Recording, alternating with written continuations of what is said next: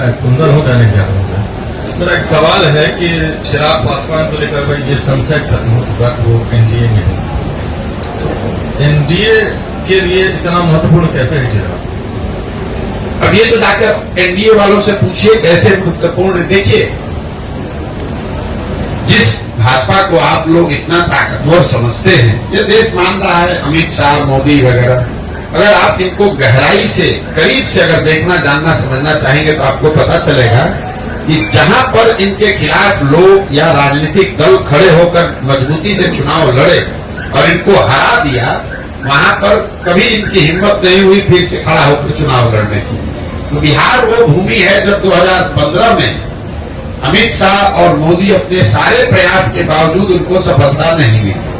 और वो जो डर है, वो इतना बड़ा डर है हारने का। जब आपको ज्यादातर जगह पर आसान जीत मिलती है तो कहीं पर जब आप हार जाते हैं तो आप उससे डरते बहुत ज्यादा है। तो कहीं न कहीं भाजपा को ये डर है, भाजपा की लीडरशिप को, कि बिहार की जो राजनीतिक मैं कहूंगा पृष्ठभूमि है, यहाँ का जो सोशल फैब्रिक है, जो यहाँ समाजवाद की जड़ें हैं, वो इतनी मजबूत हैं या इतनी गहरी हैं कि भाजपा के लिए इतना आसान नहीं है कि पूरे बिहार को अपने एक मोदी के स्लोगन पर जीत लिया जाए। ऐसा उनको लगता है। सच्चाई क्या है ये तो भगवान जाने, लेकिन ऐसा उनको लगता है। इसीलिए वो इस तरह के गठबंधन, जैसे नीतीश कुमार के लिए अभी कुछ महीना पहले आकर यही अमित शाह ने मंच से खड़े होकर कहा कि बिहार की जनता, एक एक आदमी सुन लीजिए, चुनाव से पहले या बाद किसी भी हालत में नीतीश कुमार को वापस नहीं लिया जाएगा। इनके लिए भाजपा के दरवाजे हमेशा के लिए बंद।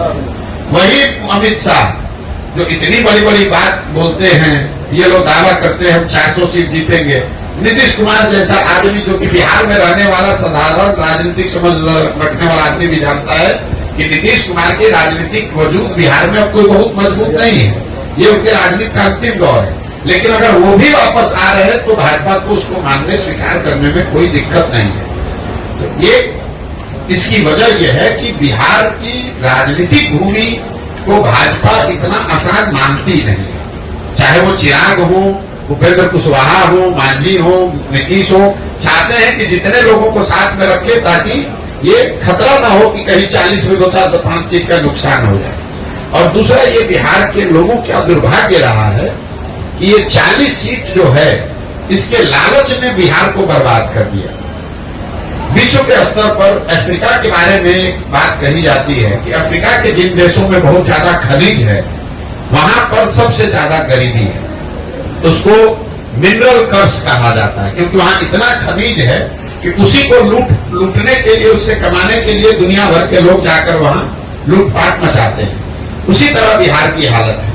बिहार से 40 सांसद जीत कर जाता रहे, उसके लिए राष्ट्रीय दल, पहले कांग्रेस और अब भाजपा, ये कुछ भी करने को तैयार है। आपने देखा कांग्रेस का जब शासन था, इसी कांग्रेस ने बिहार को लालू जी के हवाले करके छोड़ दिया। उनको ऐसा नहीं कि मालूम नहीं है कि बिहार में कितना बड़ा जंगल राज लालू जी के टाइम में था।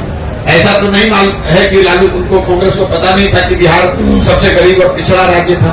मनमोहन सिंह जी इतने बड़े कम्युनिस्ट थे, उनको ये पता नहीं था कि बिहार में कितनी परेशानी बदहाली है। इसके बावजूद उन लोगों ने लालू जी को अपने कंधे पर बैठा कर रखा, क्योंकि वो चाहते थे कि बिहार से 20, 25, 30 सांसद जीतकर यूपीए की सरकार को मदद करते रहे। तो जो काम कांग्रेस ने लालू जी के साथ किया, वही काम आज भाजपा नीतीश के साथ कर रही है कि नीतीश को साथ में रखो, चिराग को साथ में रखो, इन लोगों की मदद से 30-35 सांसद हम लोग का जीत कर जाता रहे। उसके बाद बिहार में जो होता रहे उससे कोई दिक्कत नहीं। बिहार के पूरे बच्चे मजदूर बने रहे, कोई दिक्कत नहीं है। बिहार में गरीबी बदहाली हो, कोई दिक्कत नहीं हो। बिहार के बच्चे जब गुजरात जाए तो उसको बिहारी कहकर उसका मजाक उड़ाए, गाली दे, लेकिन बिहार से 35-40 सांसद हम लोग का जीत कर जाता रहे। ये जो सोच है, ये जो लालच है, यही इन चीजों को कराता है।